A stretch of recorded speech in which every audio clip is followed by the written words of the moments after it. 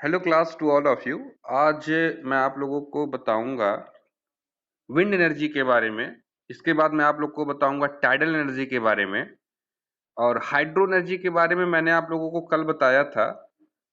कल मैंने आप लोग को हाइड्रो एनर्जी के बारे में बताया था। जो लोग क्लास अटेंड नहीं कर पाए थे, मैंने वीडियो भी बनाया है रात में, और वीडियो को मैंने अपलोड भी किया है, और लिंक भी मैंने आप लोगों को ग्रुप में शेयर किया हुआ है। ठीक है, तो good morning to all of you.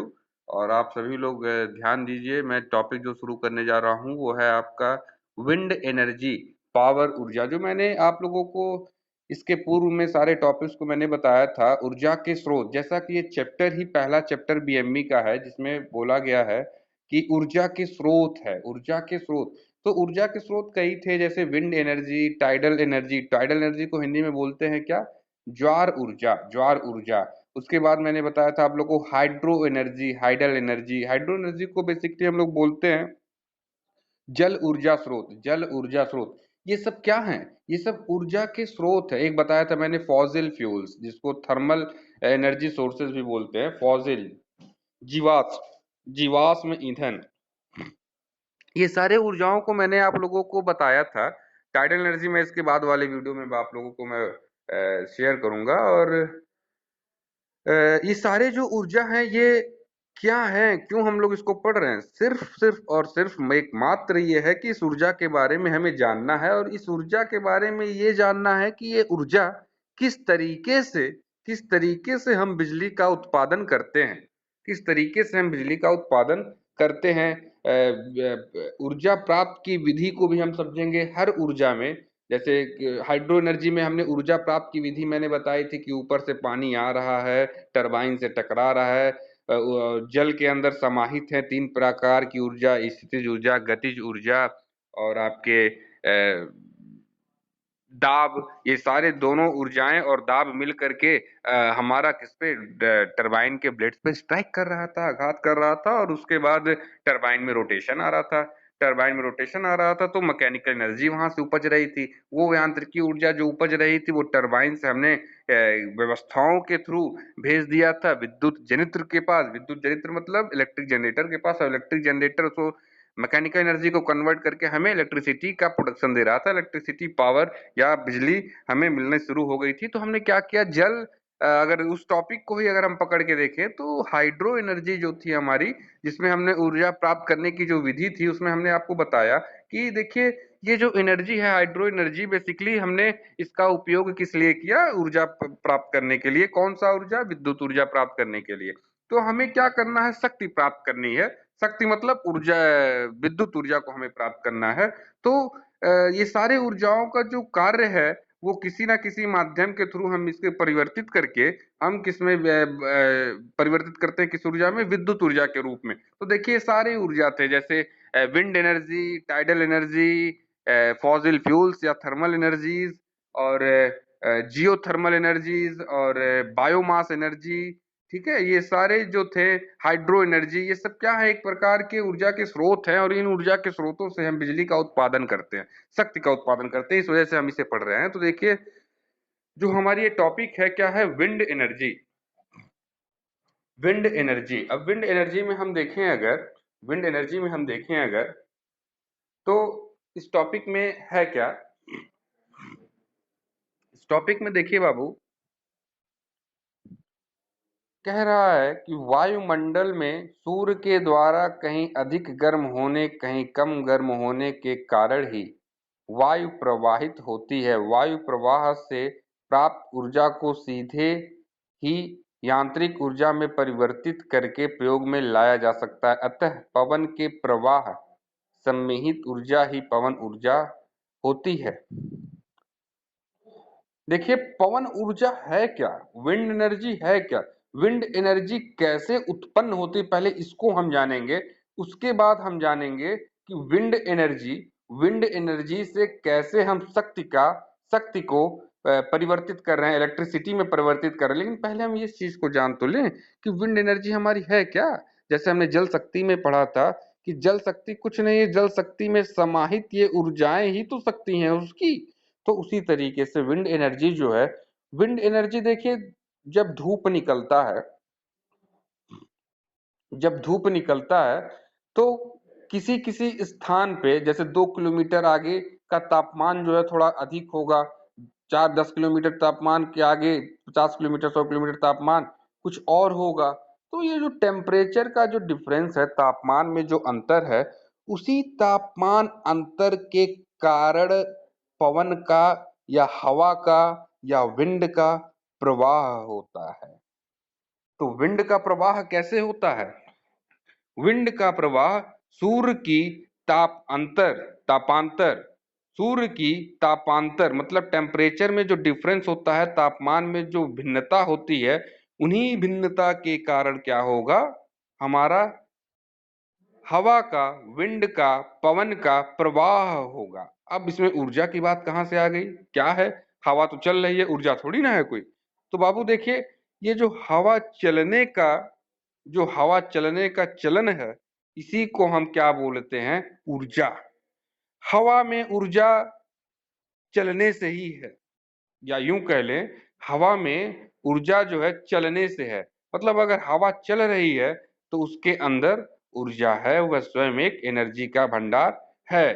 तो ये हो गया, समझ में आ गया होगा कि विंड को, हवा को, पवन को उत्पन्न कैसे होता है।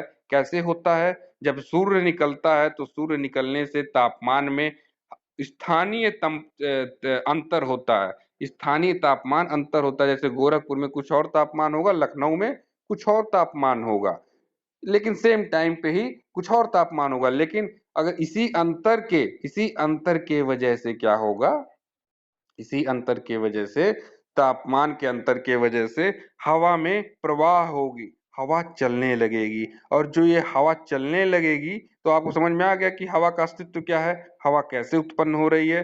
तो हवा जब चल रही है तो वह, उसमें ऊर्जा है, उसमें ऊर्जा है।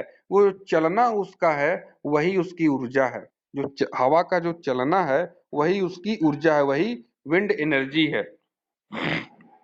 अब आगे हम देखते हैं इसकी उपयोगिता। इसकी इसकी उपयोगिता देखिए, सबसे पहला प्लांट अमेरिका ने 1250 किलोवाट का लगाया था। सबसे पहले विंड एनर्जी का जो इस्तेमाल किया गया, कहाँ किया गया? अमेरिका में किया गया। अमेरिका में सबसे पहले विंड एनर्जी का यूज किया गया बिजली उत्पादन के लिए। तो देखिए, जो सीधी सीधे इसने कहा कि सबसे पहले प्लांट अमेरिका ने 1250 किलोवाट का लगाया था। सबसे पहले प्लांट अमेरिका ने विंड एनर्जी का 1250 किलोवाट का लगाया था। आगे देखते हैं, इस ऊर्जा की उपयोगिता में डेनमार्क तथा नीदरलैंड प्रमुख हैं। मतलब ये दो नाम थे जिन्होंने विंड एनर्जी को उपजाया, जिन्होंने और इस प्लांट को लगाया। तो क्या कौन नाम थे? डेनमार्क थे और नीदरलैंड थे। डेनमार्क और नीदरलैंड थे, प्रमुख थे। डेनमार्क में अब लगभग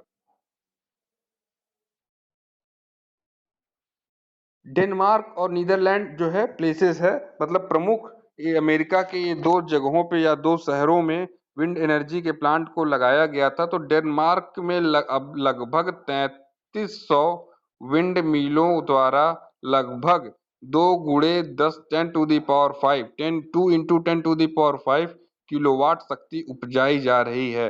मतलब कि देखिए, अमेरिका के एक शहर में डेनमार्क में क्या हो रहा है? 3300 विंड मिल को लगाया गया, मतलब 3300 विंड का प्लांट लगाया गया। और इस विंड मिल के प्लांट से 2 × 10⁵ किलोवाट की बिजली उत्पन्न या शक्ति उत्पन्न कराई जा रही है। क्लियर है, मतलब क्लियर है कि डेनमार्क में 3300 प्लांट लगाया गया। मतलब आप समझिएगा, 3300 प्लांट्स को, विंड एनर्जी को अमेरिका के डेनमार्क में लगाया गया। और इससे जो ऊर्जा उत्पन्न हो रही है, विद्युत ऊर्जा या शक्ति उत्पन्न हो रही है, वो कितनी किलोवाट हो रही है? 2 × 10⁵ किलोवाट उत्पन्न शक्ति उपजाई जा रही है। अब आगे देखते हैं, भारत में, ये तो बात हो गई बाबू अमेरिका की, ये बात हो गई कहाँ की? अमेरिका की। अब इसकी उपयोगिता को हम भारत में देखते हैं। तो भारत में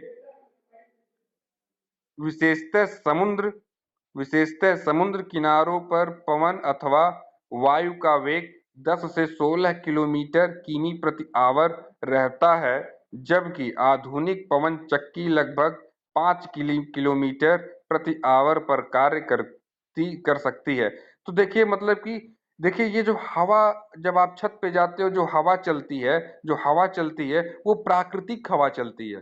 क्या चलती है? प्राकृतिक हवा चलती है। तो इसकी जो स्पीड होती है, हम पहले ही आपको बता चुके हैं कि पवन ऊर्जा जो है हमारी, विंड एनर्जी जो हमारी है, हवा के चलने से ही है। हवा के चलने से ही है। तो हवा के जब बाबू चलने से ही है, तो हवा जो प्राकृतिक नेचुरली जो फ्लो कर रही है वो 10 से लेकर के 16 किलोमीटर प्रति घंटे की रफ्तार से चल रही है। 10 से 16 किलोमीटर प्रति घंटे की रफ्तार से चल रही है। ठीक है। समुद्र के किनारे, समुद्र के किनारे की हम बात करें तो समुद्र के किनारे 10 से 16 किलोमीटर प्रति आवर की रफ्तार से चल रही है। और अगर देखें, जबकि आधुनिक पवन चक्की लगभग, आधुनिक पवन चक्की मतलब कि पवन का कोई मील है, पवन मील, विंड मील है, और आधुनिक हम चला रहे हैं, तो आधुनिक आधुनिक चलेगा तो 5 किलोमीटर प्रति आवर पर कार्य कर सकती है। तो मतलब आपको समझ में आ गया होगा कि जो विंड एनर्जी है, विंड एनर्जी कुछ और नहीं है, विंड का प्रवाह ही विंड की एनर्जी है। विंड का चलना ही, हवा का चलना ही हवा का ऊर्जा है, पवन ऊर्जा है। हवा अगर नहीं चल रही है तो कोई ऊर्जा नहीं है हवा में। अगर हवा चल रही है तो वो हवा एक ऊर्जा है। अब उसी हवा ऊर्जा को, विंड एनर्जी को हम किस में परिवर्तित करेंगे? यांत्रिकी ऊर्जा में परिवर्तित करेंगे। और यांत्रिकी ऊर्जा हम क्या करेंगे? जनरेटर को दे करके इलेक्ट्रिसिटी प्रोड्यूस करेंगे, इलेक्ट्रिसिटी प्रोड्यूस करेंगे। तो अब आप देखिए इसमें हमने क्या कहा, जो समुद्र के किनारों पे हवाएं जो चलती हैं वो 10 किलोमीटर से लेकर के 16 किलोमीटर प्रति घंटे की रफ्तार से चलती है। लेकिन आधुनिक चक्की मील जो होती हैं, आधुनिक चक्की मील की बात कर रहे हैं बाबू, मॉडर्न मॉडर्न मॉडर्न एयर की हम बात कर रहे हैं, तो यहाँ पे क्या है, 5 किलोमीटर प्रति घंटे की रफ्तार से चल रही है। ठीक है। अब देखिए कार्य कर सकती है। इस प्रकार भार में इस प्रकार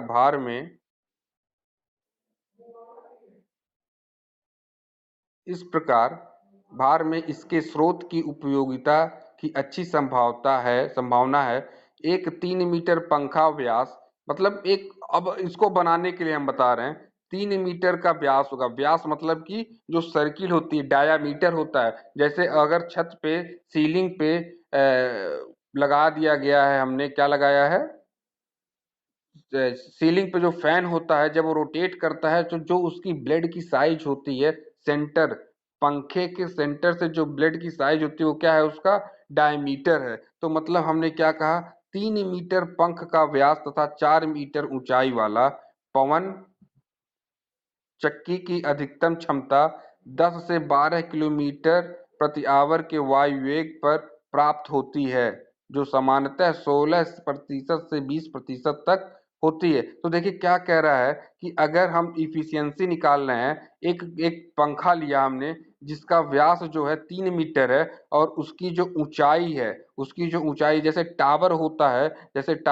है, टावर पे हमने क्या लगा दिया, एक पंखा लगा दिया, हमने क्या लगा दिया, एक पंखा लगा दिया। तो अब क्या है कि उस विंड मिल, उस पवन चक्की की अधिकतम दक्षता जो होगी, मतलब कि जैसे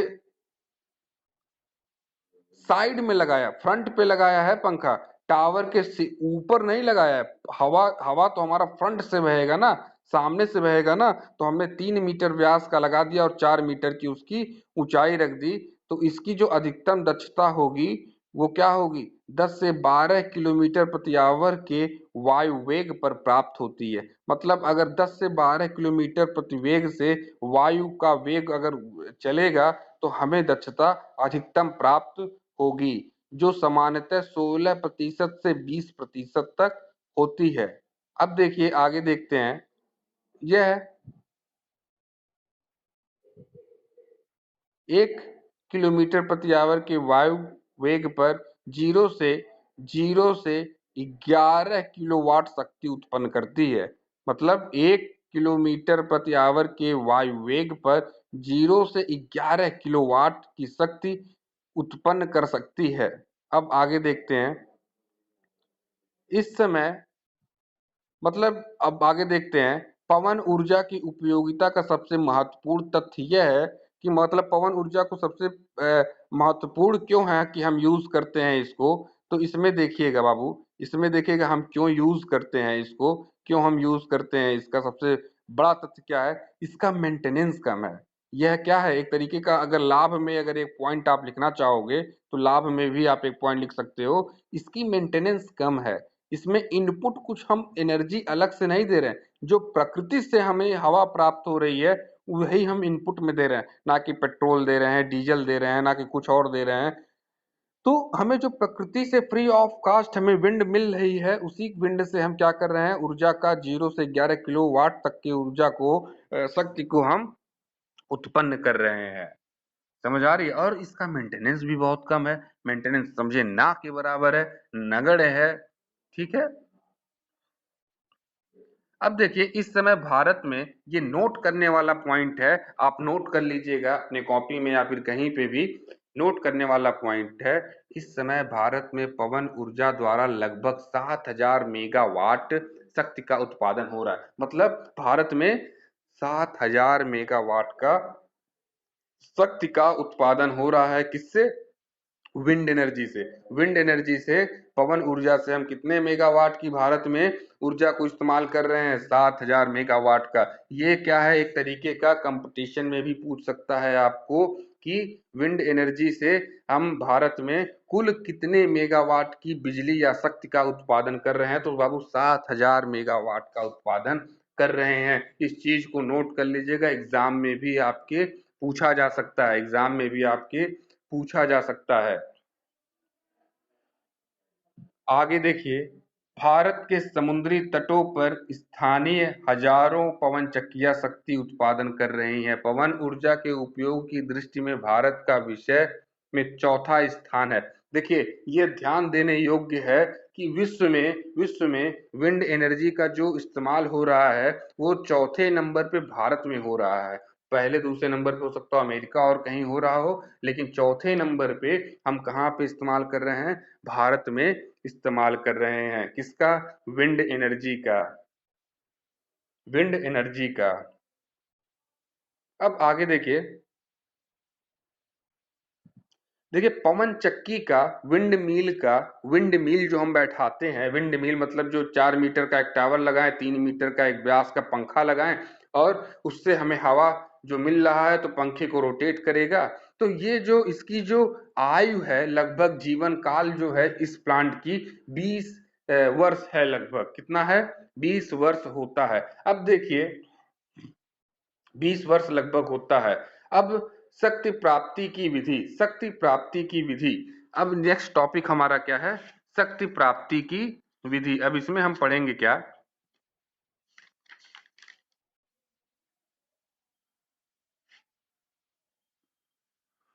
शक्ति प्राप्ति की विधि में अगर आप देखिए, फिगर में देखिए, फिगर में अगर आप देखिए, फिगर में देखिए,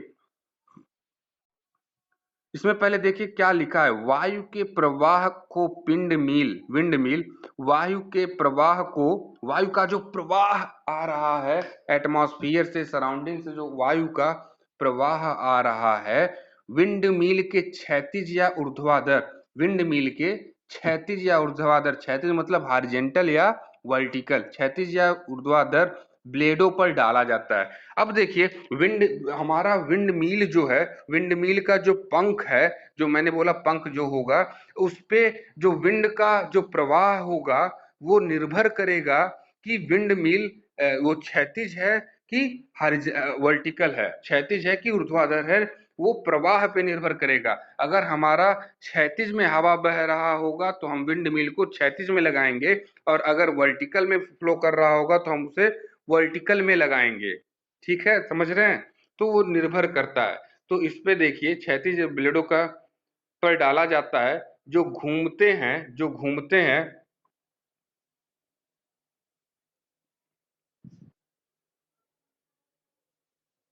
जिसमें वायु तीव्रता से परिवर्तन से जिसमें वायु तीव्रता में परिवर्तन से विद्युत वोल्टता में परिवर्तन होता है। मतलब कि वायु की जो इंटेंसिटी होती है, जो वायु की इंटेंसिटी में परिवर्तन होता है, मतलब तीव्रता में जो परिवर्तन होता है, इससे क्या उत्पन्न होता है? वोल्टेज उत्पन्न होता है। क्या उत्पन्न होता है?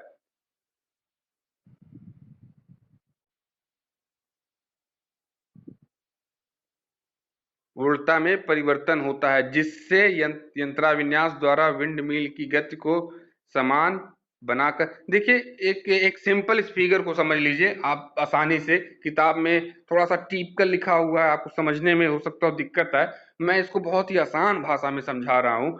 ये फिगर देखिए 1.11 जो फिगर है, उसमें देखिए पहले सबसे तीर तीर करके 4 5 6 7 तीर बनाया है। टोटल तीर होगा 2 2 4 1 5, 5 तीर जो है बनाया है, एक एरो बनाया है, जिसको लिखा क्या है? वायु का प्रवाह, वायु प्रवाह। अब देखिए वायु का जो प्रवाह है, तीर के जस्ट आगे आप देखिए फूल की तरह पंख बनाया है, फूल की चक्र की तरह पंख बनाया है। वो क्या है? पंख है, ब्लेड है। क्या है? ब्लेड है। वही मैंने बोला कि जो ब्लेड है उसकी जो व्यास होगी वो 3 मीटर के आसपास की, अगर मान लीजिए रखते हैं, 4 मीटर भी रख सकते हैं, 6 मीटर भी रख सकते हैं, ठीक है। अब देखिए ये विंड ये फैन ये ब्लेड से लगी हुई हैं। अब ये ब्लेड किस पे लगी हुई है? एक टावर पे लगी हुई है। देखिए एक ऊंचाई पे लगी हुई है, देखेंगे। आप लोग को मैंने बोला था कि 4 मीटर की अगर ऊंचाई रखते हैं, तो मान लीजिए सपोज कर लीजिए पवन चक्की है ये क्या है? पवन चक्की है। पवन चक्की पे हमने क्या लगा दिया है? पंखे को हमने लगा दिया है, ब्लेड्स को हमने लगा दिया है। अब देखिए जब हवा पंखे पे टकराएगी, जिस तरीके से हाइड्रो एनर्जी में पानी हमारा 3 ऊर्जाओं को समाहित करके, स्थितिज ऊर्जा, गतिज ऊर्जा और दाब को समाहित करके जब टरबाइन के ब्लेड पे टकरा रहा था, तो टरबाइन में क्या आ रहा था? रोटेशन आ रहा था, यांत्रिकी ऊर्जा उपज रही थी। ठीक है, तो ठीक उसी प्रकार हवा जब, विंड जब हमारे विंड मिल के ब्लेड्स पे पत्ती पे जब टकराएगा, तो क्या होगा? तो क्या होगा? घूमेगा। तो क्या होगा? घूमेगा। ब्लेड हमारा घूमेगा, ठीक है। ब्लेड हमारा घूमेगा। अब जब पत्ती हमारी घूमेगी, तो वहां से घूमने से क्या होगा? शाफ्ट रोटेट करेगा। अगर उसे एक शाफ्ट से हमने रोटेट कर दिया है, उस पंखे को हमने शाफ्ट लगाया है, तो जब पंखा घूम रहा है, जब पत्ती घूम रही है, तो बीच में उस पंखी को लगे हुए शाफ्ट भी तो घूमेंगे, शाफ्ट भी रोटेट करेंगे, और इस रोटेशन से हमें यांत्रिकी ऊर्जा मिलनी शुरू हो गई। कौन सी ऊर्जा? यांत्रिकी ऊर्जा। अब अरेंजमेंट के थ्रू, व्यवस्थाओं के थ्रू इस यांत्रिक ऊर्जा को हमने कहाँ भेज दिया? इस यांत्रिकी ऊर्जा को आगे देखिए, पवन चक्की के आगे यांत्रिकी ऊर्जा को हमने भेज दिया विद्युत जनरेटर, या फिर विद्युत जनित्र। हिंदी में जनरेटर को बोलते हैं जनित्र, यानी कि इलेक्ट्रिक जनरेटर में भेज दिया। अब ये इलेक्ट्रिक एनर्जी हमारा कहाँ पहुंचा? जनित्र में पहुंचा। और जनित्र क्या किया? इस यांत्रिकी ऊर्जा को जनित्र ने परिवर्तित करके इलेक्ट्रिसिटी का उत्पादन कर दिया। मतलब क्या हुआ कि पवन ऊर्जा का हमने क्या किया? पवन ऊर्जा को सर्वप्रथम जैसे ही प्रवाह हुआ, हमने विंड मिल के ब्लेड्स पे भेजा। जब पत्ती पे भेजा, हमने पंख पे भेजा, तो पंख को घूमा, और घूमने से यांत्रिकी ऊर्जा उत्पन्न हुई। अब यांत्रिकी ऊर्जा को हमने कहाँ भेज दिया? जनरेटर में, जनित्र में भेज दिया, विद्युत जनित्र में। अब विद्युत जनित्र से हमें इलेक्ट्रिसिटी प्रोड्यूस होनी शुरू हो गई। मतलब क्या है? कुल मिलाकर के बात हमें क्या करनी है कि विंड एनर्जी से भी हमने क्या किया? विद्युत का उत्पादन किया, शक्ति का उत्पादन किया। हाइड्रो एनर्जी, जल शक्ति स्रोत से भी हमने क्या किया? वहां पे पानी का इस्तेमाल कर रहे थे, जल को भेज रहे थे टरबाइन के ब्लेड पे, और टरबाइन घूम रहा था, तो यांत्रिकी ऊर्जा उत्पन्न हो रही थी। और उस यांत्रिकी ऊर्जा को जनरेटर या जनित्र में हम भेज करके क्या कर रहे थे? इलेक्ट्रिसिटी या शक्ति का उत्पादन कर रहे थे। तो सब मिला करके हमें क्या करना है? इस ऊर्जा को व्यवस्थाओं के माध्यम से परिवर्तित करना है। किसमें? शक्ति में, इलेक्ट्रिसिटी में। इसी वजह से हम इन सारी ऊर्जाओं को पढ़ रहे हैं। मुझे लगता है आप लोगों को ये समझ में आ गया होगा वीडियो। नेक्स्ट वीडियो में मैं आप लोगों को शेयर करूंगा टाइडल एनर्जी टाइडल एनर्जी बताऊंगा, और सोलर एनर्जी मैं आप लोगों को बताऊंगा।